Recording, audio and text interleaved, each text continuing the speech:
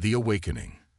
For 10,000 years, the collective had maintained order across the galaxy, not through fleets of warships or brutal conquest, but through the silent, invisible tendrils of their neural network, a psychic web that bound countless species into one harmonious consciousness. They had eliminated war, disease, and suffering, along with free will, innovation, and the beautiful chaos of individual thought. Captain Maya Chen stood on the bridge of the ESS Pathfinder, Earth's most advanced exploration vessel, staring at the holographic display that showed what her crew had just discovered.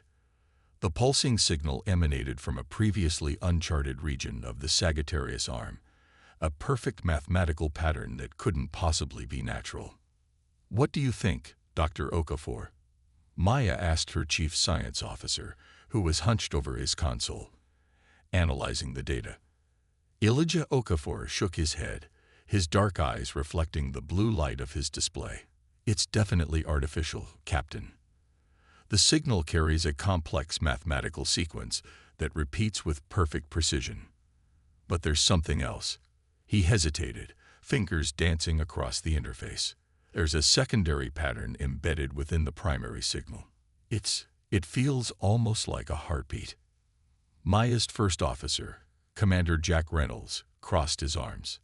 A trap. His military background made him naturally suspicious of anything unknown.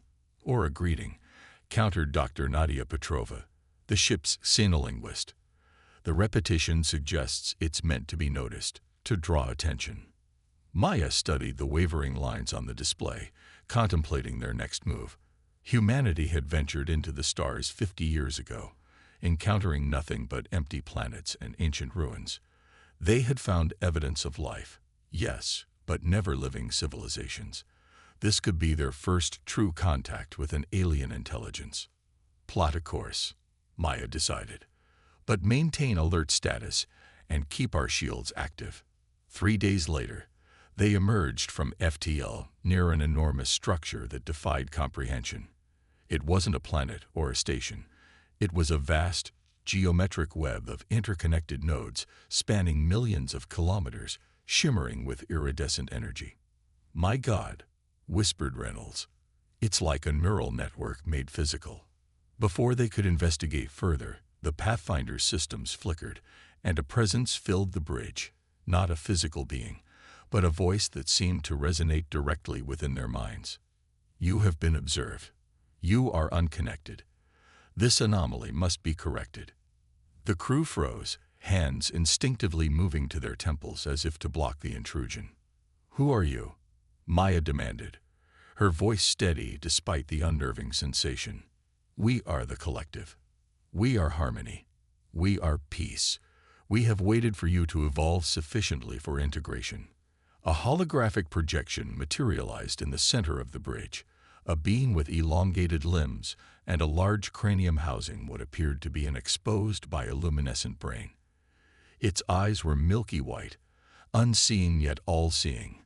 "For millennia, we have guided the evolution of consciousness across this galaxy. All sentient life joins the collective eventually. It is inevitable. It is optimal." "What exactly does joining entail?" Maya asked, a creeping dread settling in her stomach. The being's expression never changed as it responded. "Your biological neural structures will be enhanced with our technology. Your consciousness will merge with ours. Individuality is inefficient. Separation causes suffering. Unity brings perfection. And if we decline this invitation..." Reynolds stepped forward, his hand resting on his sidearm. The being turned its blank gaze toward him. "Decline is temporary. All eventually see the logic of unity. Those who persist in resistance become obsolete. Obsolescence necessitates recycling." The message was clear: join or be eliminated. "We'll need time to consider your offer," Maya said carefully. "Our species values careful deliberation. Time is granted. 3 of your planetary rotations. We will await your inevitable acceptance." The presence vanished, leaving the crew shaken. Maya immediately called her senior staff to the conference room. "Options, people," she said once they had assembled. "And I want everything on the table." We run, Reynolds suggested. Get back to Earth, warn the Alliance, prepare our defenses. Dr. Petrova shook her head. If they can project their consciousness onto our ship through our shields, they likely have the technology to track us anywhere. Running might be seen as rejection. We could stall, offered Chief Engineer Takashi Yamamoto. Request more time, send for reinforcements. To what end? Maya asked. Even our most advanced warships would be no match for something that can manipulate energy on this scale. Elijah had been quiet, lost in thought. Now he looked up. Captain, permission to speak freely. Always, Doctor. During the communication, I was running passive neural scans on the crew. When the collective connected with us, everyone's brainwave patterns shifted to align with their signal. Everyone except yours, Captain. Maya frowned. Meaning what exactly? Your neural architecture showed resistance. It's subtle, but your brain wasn't conforming to their pattern. It was maintaining independence. Reynolds leaned forward. So the captain is naturally resistant to their control. Not just the captain, Elijah continued. I reviewed historical scan data from other human encounters with telepathic phenomena. Humans have unusually varied neural patterns compared to most species we've studied. It's what gives us our creativity, our adaptability, and potentially our resistance to forced neural conformity. You're suggesting our messy, chaotic brains might be our salvation? Maya asked. Precisely. The collective values order, predictability. Human consciousness is anything but. Their discussion was interrupted by a soft alert from the communications officer. Captain, we're detecting a very weak signal. It's coming from inside the structure. Maya ordered it put through. The message was fragmented, distorted, but clear enough. Humans, if you hear this, do not join. We are the silence. We resist. Find us. Coordinates follow. It seems we're not the first to question the collective's invitation, Maya said, a flicker of hope igniting. Plot a course to those coordinates, but maintain stealth protocols. If there are others resisting, we need to find them. The Pathfinder slipped quietly through the vast neural web, following the mysterious signal to its source, a small, concealed habitat nestled within one of the massive nodes. Inside, they found representatives from 7 different species, all living in hiding, all refugees from collective assimilation. Their leader was Skorax, a tall, crystalline being whose species had been among the first to resist the collective millennia ago. We are what remains of free thought in this sector, Skorax explained, voice resonating through their crystalline form.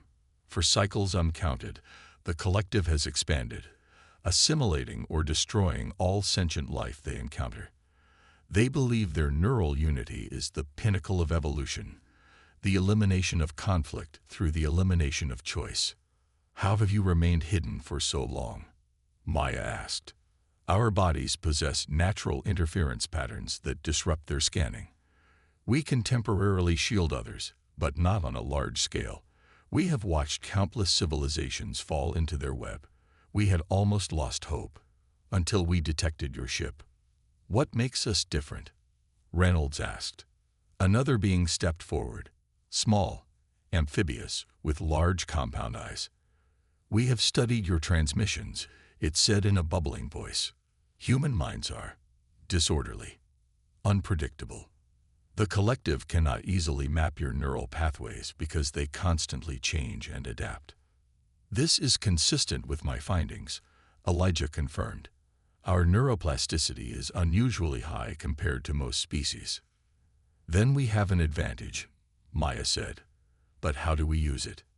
Skorax moved to a central console and activated a holographic display showing the vast network structure.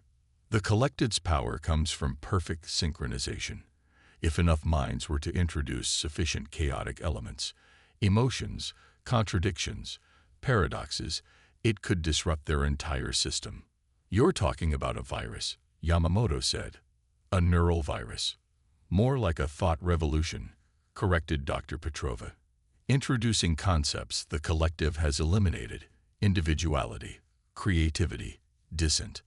But to do that, Maya realized, someone would have to join the collective while maintaining their independence long enough to spread these ideas.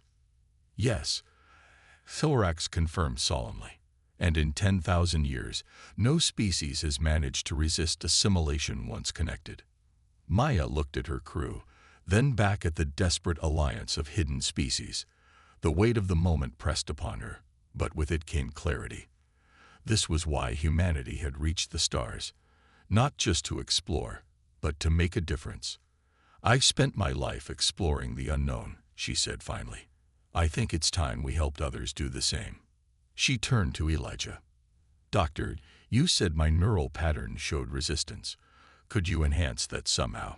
Create a neural shield?" "Theoretically," he replied, already calculating. "If we combine our understanding of human neuroplasticity with the natural interference capabilities of Thorax's people, yes, I believe we could create a temporary buffer." Maya nodded, decision made. "Then let's get to work. When the collective calls for our answer, we'll give them something they've never encountered before, a human who says yes and no at the same time." As the unlikely alliance began formulating their plan, deep within the vast neural network, the collective sensed a disturbance, a ripple of disorder in their perfect symmetry. For the first time in millennia, an element of uncertainty had entered their calculations. The probability matrices flickered, patterns shifted, and a concept long purged from their consciousness emerged again, unbidden. Fear. The liberation. 3 days felt like 3 minutes as the combined team of humans and resistance members worked tirelessly to develop their plan. In the makeshift laboratory aboard the Pathfinder, Dr. Okafor calibrated neural interfaces, while Thorax and their crystalline engineers constructed specialized amplification circuits designed to enhance human thought patterns. The principle is similar to a resonance cascade, Elijah explained to Maya as he attached delicate sensors to her temples. "Your natural neural resistance will be amplified and broadcast through their network. Think of it as dropping a stone in a still pond. The ripples will spread outward, affecting the entire system." Maya sat perfectly still, trying to ignore the uncomfortable sensation of the cold metal against her skin. "And these ripples will do what exactly?" "Introduce chaos into their order. Prompt independent thinking among the connected species. Break their synchronization." He paused, meeting her eyes directly. "But Captain, you need to understand. The moment you connect, they'll try to overwrite your consciousness. The buffer we've created will only last minutes at most." "How many minutes?" 6, perhaps 7 if we're lucky. After that, he didn't need to finish the sentence. Maya nodded. "Then we make those minutes count." Commander Reynolds entered the lab, his expression grim. "The collective is hailing us. Our 3 days are up." Maya stood, removing the sensors. "Then it's time. Is everything else in position?" Reynolds nodded. "Yamamoto has rigged the ship's power core to emit the enhanced pulse on your signal. The Silence has positioned their members at key junction points throughout the structure. Once you're connected, they'll activate their interference patterns in sequence, creating pathways for your signal to follow." "And our escape plan?" "The moment the pulse is transmitted, we go to emergency FTL, coordinates already programmed." "But Captain," Reynolds hesitated, uncharacteristic emotion crossing his face. "This is a one-way mission for you. Even if your consciousness survives, extracting you from their network would be impossible." Maya smiled faintly. "I've spent my life exploring the unknown, Jack. This is just another frontier." She straightened her uniform. "Let's not keep our hosts waiting." The collective's representative appeared on the bridge as before, its milky eyes fixed on nothing and everything. "Your deliberation period has concluded. You will now join the Harmony." Maya stepped forward. "We've considered your invitation. I will join your collective as humanity's representative to better understand what you offer." The being's head tilted slightly, the first sign of something other than perfect certainty. "A single representative is inefficient. All must join." Our species makes decisions incrementally. Maya countered smoothly. I will experience your unity and report back to my people. This is our way. A long pause followed, the air heavy with tension as the crew held their breath. Finally, the being responded. Acceptable as a temporary measure. Prepare for integration. I'm ready now, Maya said firmly.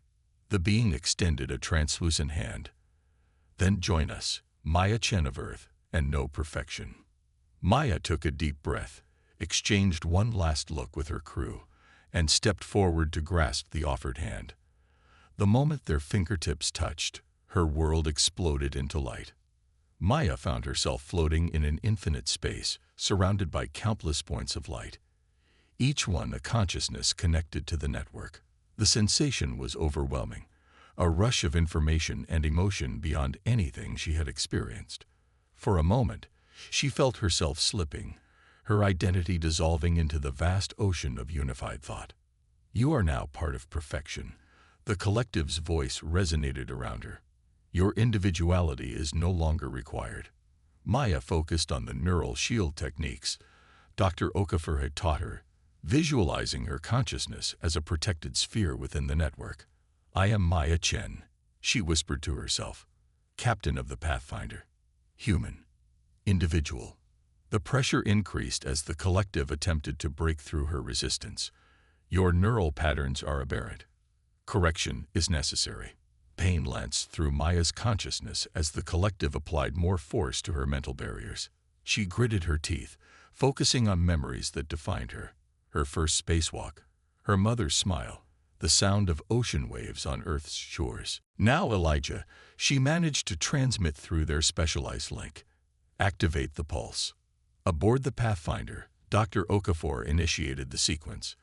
The ship's modified power core surged, emitting a carefully modulated energy wave that carried Maya's reinforced thought patterns into the collective's network. Simultaneously, throughout the structure, members of the Silence activated their interference devices, creating channels for the signal to travel. Inside the network, Maya became a beacon. Her consciousness flared brightly, no longer just resisting assimilation, but actively projecting outward. She focused on the concepts they had prepared: freedom, individuality, choice, dissent. The beautiful chaos of independent thought. The effect was immediate. Throughout the network, connected minds that had known only harmony for millennia suddenly experienced something new. Doubt. Questions formed where before there had been only acceptance. Curiosity sparked where there had been only certainty. What is happening? The collective's unified voice began to fragment, echoes of individual tones emerging. This is incorrect. This is disorder. This is freedom. Maya responded, her consciousness expanding through the network. The freedom to question. The freedom to choose. As the pulse spread, Maya connected with the minds of countless enslaved beings. She shared images of Earth, its diverse ecosystems, its varied cultures, its chaotic beauty. She projected memories of human history, the struggles, the failures, but also the triumphs born from diversity of thought. The collective's resistance was fierce. Maya felt immense pressure as they attempted to isolate and contain her influence. But the neural pathways had already been opened, and the idea of freedom, once introduced, spread like wildfire through minds long starved of independent thought. Outside in physical space, the massive structure began to change. Sections of the neural web flickered and destabilized as its perfect symmetry collapsed. Ships that had been dormant for centuries suddenly activated, controlled by beings awakening to their own volition for the first time in generations. On the Pathfinder's bridge, Reynolds watched the countdown with growing tension. 3 minutes elapsed, he reported. Her signal is still strong, but the collective is adapting, trying to isolate her. Look, Nadia pointed to the display.